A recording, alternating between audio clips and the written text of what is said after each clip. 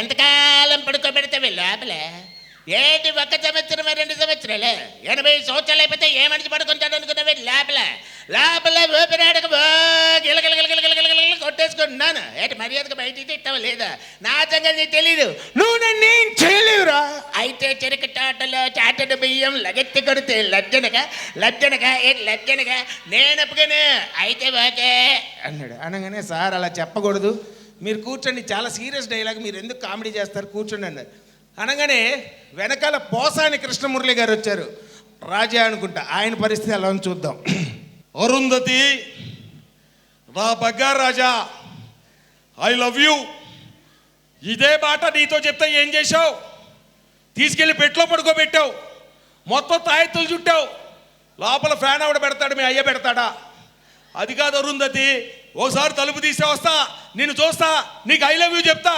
ఉంటా రాజా, I love you రాజా. అనగానే sir మీరు రాంగ్, అలా కూడా కాదు, కూర్చోండి అన్నారు. జయప్రకాష్ రెడ్డి గారు వచ్చారు. ఆయన మన రాయలసీమ భాషలో అరుంధతి డైలాగ్ని ఎలా ఉండదు చూద్దాం. ఏమి అరుంధతి, ఏమింతకాలం పండబెడతావు మీ లోపల? ఏం 1 తినాలా 2 తినాలా? యా మనిషి పడుకుంటానుకున్నావు గబ్బుదానా?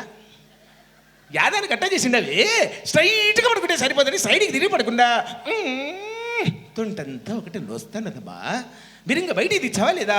లోన పంచే వడిసిపోయి పెట్టి గబ్బులు వేసిండు, అది గబ్బుముండా అన్నాడు. అనగానే సార్ అట్లా తిట్టకూడదు, మీరు ఎక్కడ దొరికారు సార్, ప్లీజ్ కూర్చోండి అన్నారు. అనగానే ఫైనల్గా రవిశంకర్ గారు లేచారు. బాబు నా డైలాగ్ని ఎందుకు నాశనం చేస్తారు, నేనే చెప్తాను ఒరిజినల్ డైలాగ్ అని. ఒరిజినల్ అరుంధతి వాయిస్ అండి. 3 గొంతులు ఒకేసారి మన వోకల్ కార్డ్స్ నుంచి త్రో చేయాల్సినటువంటి ఒక డిఫికల్ట్ ఐటమ్. నచ్చితే మీ అందరి చప్పట్లతో బ్లెస్ చేస్తారని కోరుకుంటూ it's hard a very beautiful dialogue from the movie Arundhati for you. Thank you. ఇప్పుడు కొద్దిగా ఎక్కువ పెట్టుకోండి భయ్యా. ఇప్పుడు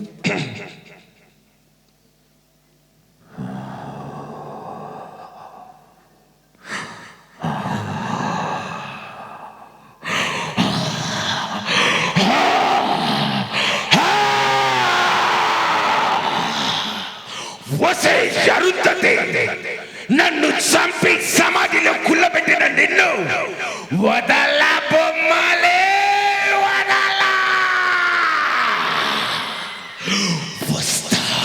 వస్తా కసిగా వస్తా, పగతో నిన్నే తీసుకుపోతా, నిన్ను వదల బొమ్మలే.